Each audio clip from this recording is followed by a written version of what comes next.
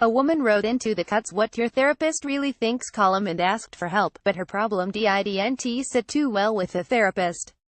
The woman, who is in an extremely happy relationship and describes herself as a reasonably attractive woman in her early 30s, explained how she felt bad for her less attractive friends, and wanted to know how she could help them find love.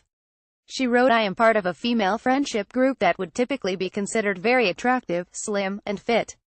Most of us have long-term partners, and when we go out, most of us are never short of propositions from male suitors.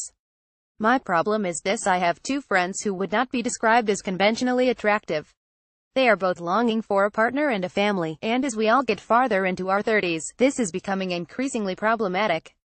She says it saddens her to see them constantly rejected and humiliated in the dating scene. She adds, "It also seems particularly unfair to me that so many of our mutual friends are objectively beautiful women and receive what is almost an embarrassing amount of attention from men. The comparison is drawn, and it's obvious what the problem is for these two lovely friends." She says she constantly begs them to see therapists to learn to love themselves, despite the fact that much of male society thinks they are not worth loving. "I hope I don't sound heartless when I say they are not pretty, but I think their success rate in the dating world speaks for itself. They often can't get past a first date." But the question backfired slightly. Psychotherapist Lori Gottlieb replied and explained that it's not a woman's appearance that's the problem, but their belief that they're ugly. She says that this can be caused and exacerbated by having friendships with people who pity them, or don't see them as equal. She said it's hard to have a friendship in which one person feels superior. It's not that people who are more attractive or talented or intelligent or wealthy or successful shouldn't befriend people who are less so, and vice versa. You may not realize how damaging your "I feel so sorry for them" attitude is. While I have no doubt that you care about your friends, there's a difference between compassion and pity, and if you pity them, even privately, you send them a message that's not just damaging but untrue.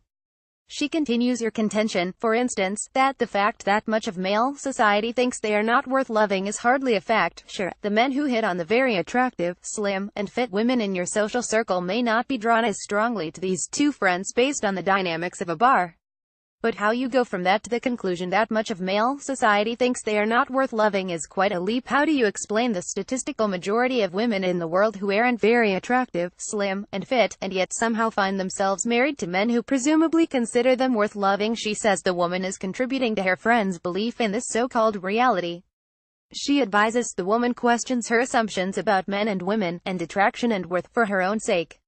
She concludes, "Eventually, you too will lose your power to draw male eyeballs in the way you do now.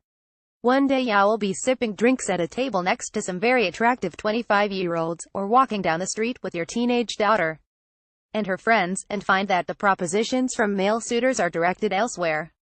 And by the time that happens, I hope you will have discovered that you are still worth your partner's love." More 9 pieces of advice for single men from married men.